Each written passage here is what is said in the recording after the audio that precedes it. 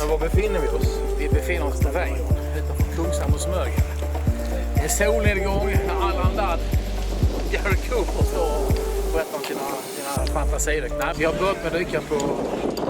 Ja, då är det så här. Vi har i underdagen, så nu tidigt i morse, så åkte vi ut till Buskärs kanal. Och där dök vi i sådär en timme, någonting sånt. Maxdjup, strax över 20 meter. Dålig sikt var det också. Ja, det var dålig sikt långt ner tyckte jag. Ja. Vi kände ju här att vi har med oss både våtdräkt och torrdräkt. Och Peter har med sig så många dräkter så att vi fick punktering på bilen. Men Peter är ju snabb som han är så han bytte alla däcken. På mer än 1 timme och 40 minuter. Ja, så att vi tappade inte så lång tid. Jag satt och spelade lite tv-spel på en kafeteria. Jag försökte se allmänt upptagen ut. Men hur som helst så... Efter 1,5 timmes landsvägskörning, rally 40 km/timme så landade på vägen och alla vägar var avstängda hit. Ja. Mindre. Ja, det var lite Kosovo-varning och så. Ja, det var det. Vägar. Så att vi var rätt tungt lastade på oss. Men då det här dyket som vi gjorde då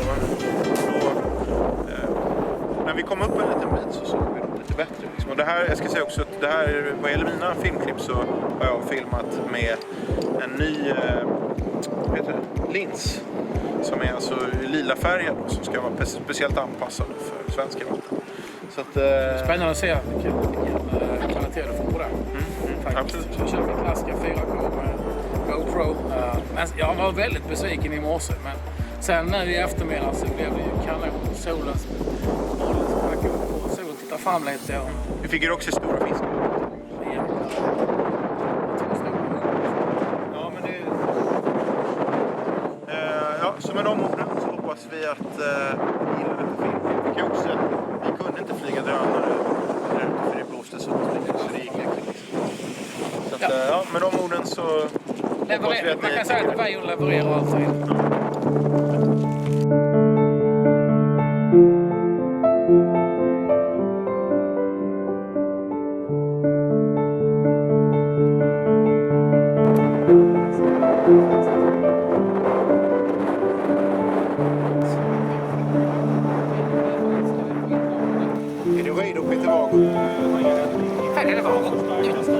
Fan, vi kör då.